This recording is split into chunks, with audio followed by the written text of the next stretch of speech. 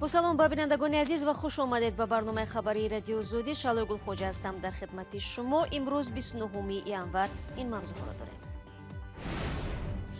далер Шарифов рӯзноманигори тоҷик мегӯяд як соли зиндон барояш беасар набуд ва мехоҳад муддати табобат бигирад.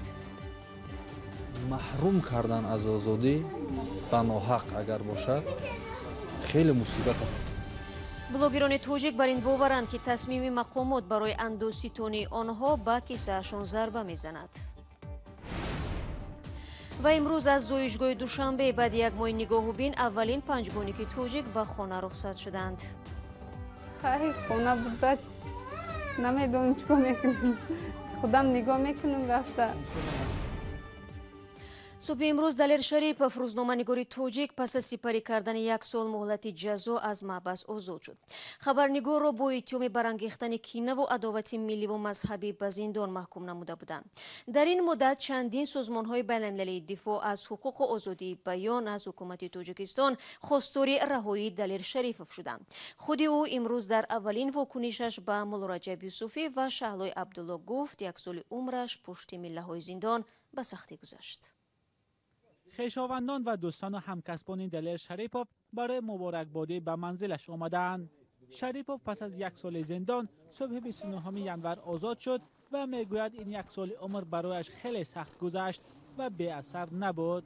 زندان هم اگر برای بعضیا دادن جزا باشد، برای بعضیا محرومی از آزادی باشد، برای بعضیا مکتب است و باید این مکتب را خوب باید نه ممکن میگذارد این مکتب و این مکتب هم گذشتنش راههای دشوار دارد، راههای خطرناک دارد و فکر من این است که محروم کردن از آزادی به ناحق اگر باشد خیلی مصیبت است برای هر از آزادی دلر بیش از همه فرزندان او مبارز و نورانی خرسندی دارند. دلر هم میگوید حالا تنها میخواهد کنار عزیزانش باشد چون از همه بیشتر به این نیاز دارد. پزمانی آنها شده است و آزادی خود را ثمره فشار انسان‌های نیک و حامیان حقوق می‌داند. از فرصت استفاده برده همه آنها را که در این قضیه ما را کمک کردن بر هر طریقی، خوب نوشتند، صحبت کردند، گفتند، پیام‌ها رسوندند و ما پیام‌هاشون نگرفتیم و صحبت‌ها می‌کردند، از خانواده ما خبر می‌گرفتند و پهلوی ما بودند. دوستان بی‌نهایت گرامی که من اینجا اگر نامبر کنم خیلی طولانی می شود و به همه آنها تشکر میگیم و تشکر به آن افرادی هم که در داخل همین مقامات بودند و از خواسته های دیگر را پیروی نکردند. با ما همچون یک شهروند تاجیکستان، همچون یک فرد تاجیک، یک فرد تاجیک مسلمان مناسبت کردند. با آنها هم تشکر. دلر شریفوف ماه ینور سال گذشته بازداشت و ماه اپریل با اتهام برانگیختن کینه عداوت ملی و مذهبی به یک سال زندان محکوم شد. خود او این عیبنامه را رد کرده بود و هنوز هم قبول ندارد. سازمان‌های حامی حقوق بشر همیشه این حکم را تنقید و آزادی دلر شریفوف را طلب می‌کردند. مقامات دلایل بازداشت و حکم او را رسانه‌ای نکردند. چند پیش حتی گفته شد که آزادی دلر شریفوف برای جامعه خطرناک است. شریفوف 33 ساله در گذشته در تلویزیون دولتی سفینه و هفته‌نامه مستقل آزادگان و رسانه‌های دیگر مستقل کار و یا همکاری کرده است. احتمال ستونیدن انداز از بلوگران توجیک آنهایی که از اینستاگرام و یوتیوب و شبکه‌های دیگر اجتماعی پول به دست می‌آورند نگران کرده است. بعضی از بلوگران میگویند آنها را به کمیته انداز دعوت کرده و در این باره خبردار نمودند. در خود کمیته انداز حالا این اطلاع را تصدیق نمی‌کنند. ولی چند پیش در تاجیکستان انداز از خدمات الکترونیک قبول شد. جزئیات در گزارش همکاران ما.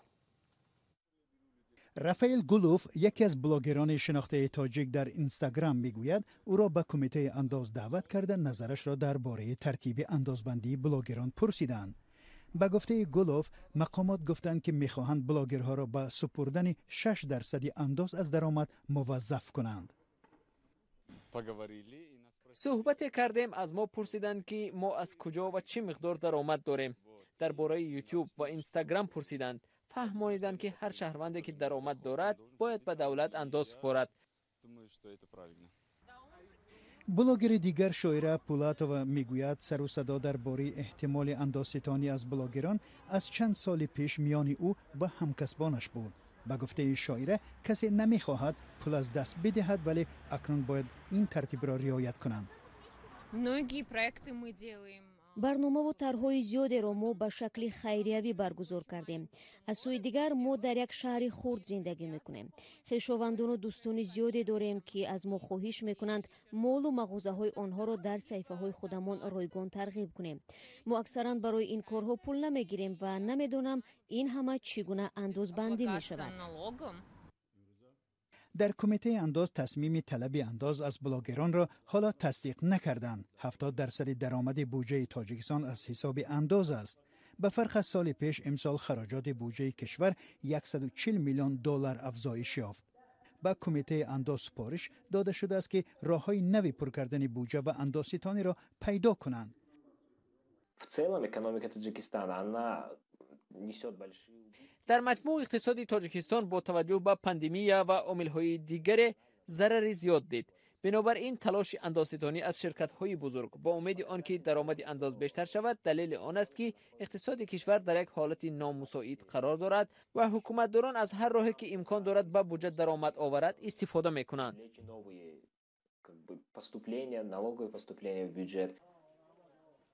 در تاجیکستان سال 2020 24,000 صاحبکار فعالیت خود را قطع کردند، یعنی آنها اکنون دیگر انداز نمی سپارند. در همین حال حکومت 15 کارخانه بزرگ را از انداز آزاد کرد. نام مؤسسان شرکت ها افشا نمی شود.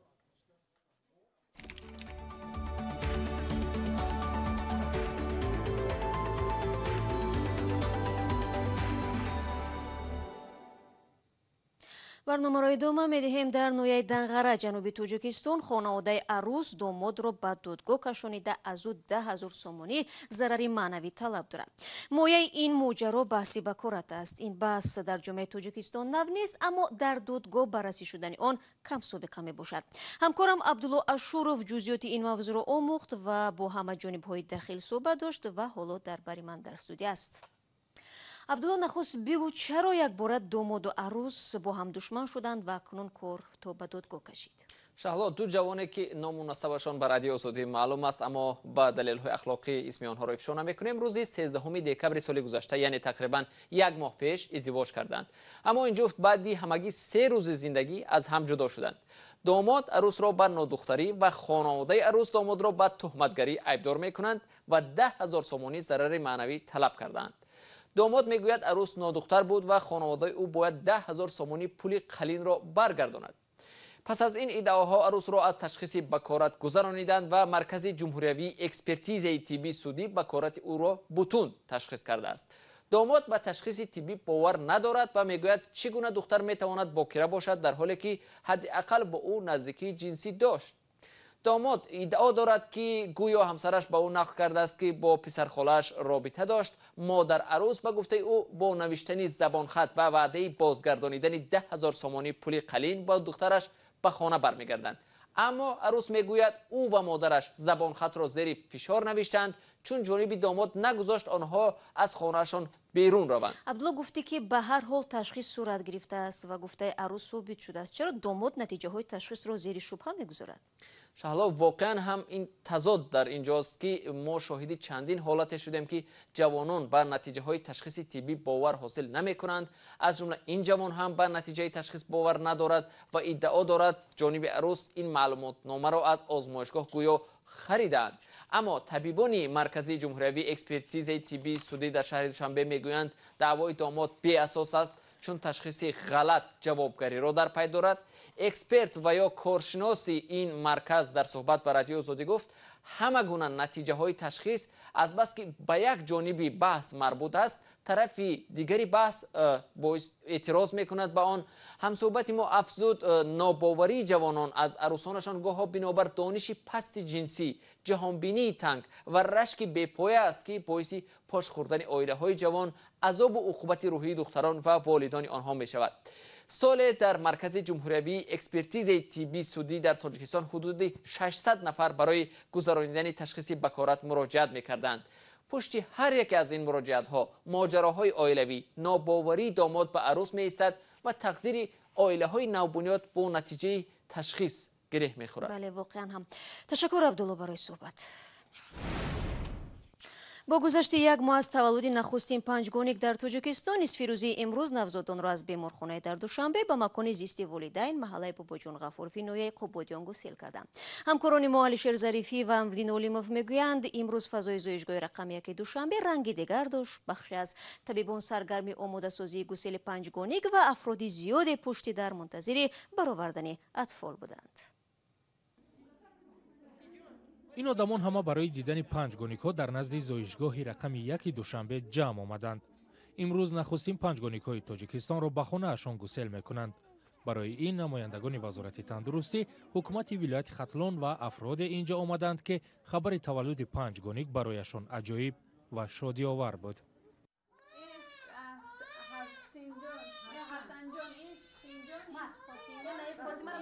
نگاهبین این 5 طفل اکنون پورا بر دوش مادر آنها دلنازه خواهد بود، در حالی که از روز تا این 1 ماه دکترها در کنارش بودند و کمک زیادش میکردند. خیلی خونه بوده، نمیدونم چیکار میکنم، خودم نگاه میکنم رفته. پزشکان صحتی نوزادان را که 3 دختر و 2 پسرند خوب ارزیابی میکنند. این کودکان پیش از مهلت با جراحی یا بریش قیصری به دنیا آمدند. مادر پنجگونیک ها 1 ماه پیش از تولد در این زایشگاه بیستری شده بود. پزشکان که بار اول مادری را آبستن 5 طفل پذیرایی کردند میگویند آن شب و روز در هیجان بودند. 4 گونیک داشتیم و 3 گونیک داشتیم، 2 گونیک هم وقت هست. ما خیلی ویوقتی هم مثال سر و کار داشتیم. این 5 گونیک قتی بهت مشکل بود. یک استرس کلان داشتیم هممون که همین صحت سلامت به پدر و مادر برگردونیم. حسن، حسین، فاطمه، زهرا و بیبی عایشه در این 1 ماه در تولدخانه هر یک طبیب و پرستاران الهیده داشتند. شیر مادر فقط برای یکی از این 5 طفل می رسید و دکتران میگویند با شیر خشک کودکان در این 1 ماه قریب 1 کیلو وزن گرفتند. حاضر کلونی پسری که 1 کیلو 870 بود 2 کیلو 210 شده است. 1 کیلو 700 دخترچش بود 2 کیلو 55 گرم شده است. همین یک کودک 1 کیلو 875 دیگرشون قریب 2 کیلو شده. کودکان را با محله باباجان غفوروی نوحیه قبادیان خانه پدریشان میبرند. قبلا والدان پنجگونیک از شهردار دوشنبه خواسته بودند تا برای آنها در پایتخت خانه استقامتی دهند، زیرا به گفته آنها در ده شرایط مساعد برای نگاهبین نوزادان وجود ندارد. در رابطه با این درخواست امروز نماینده رئیس ولایت ختلان گفت که معماران ولایت الکی طرح خانه نو را برای نوزادان در ناحیه قبادیان کشیدند. با ساختمان خانه الکی ارکیتکتور آغاز کردگی است، بله، و شما با این طفلکان زیبا و زیباتون صاحب خانه میگردید. تولد پنجگونیک در تاجیکستان به سابقه است. در گذشته چند مورد تولد 3 گونیک و 4 گونیک در کشور ثبت شده بود.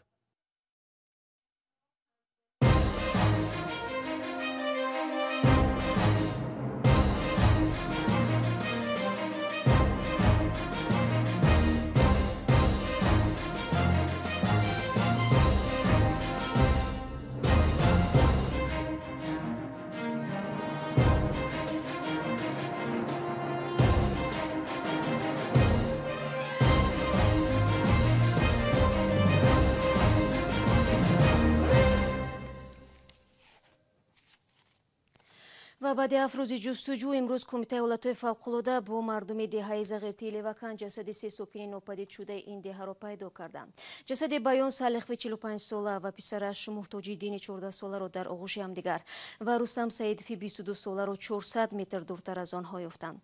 این 3 نفر روز 21 انور به جستجوی چوروا به کوی خواجه مستان رفته بودند، اما بعد باریدن برف زیاد راه گم زدند. ساکنان دهه میگویند مقامات برای یافتن 3 نفر یک چرخبال و چند سگ بویگیر دادند. بینندگان عزیز، برنامه امروز را با همین خبر خلاصه میکنیم. سپاس که تو آخرین برنامه ما را تماشا کردید. تا صحبت بعدی چون همیشه میتوانید زیر نشانی www.ozodi.org از وبسایت رادیو آزادی استفاده برید و چون همیشه نوارهای جالب در آزادی ویدیو کانال ما در یوتیوب گذاشته می شود. من شما را در هفته نو منتظر خواهم بود. خود را احتیاط کنید از زیان و خدا نگهداری هر یک شما باشید.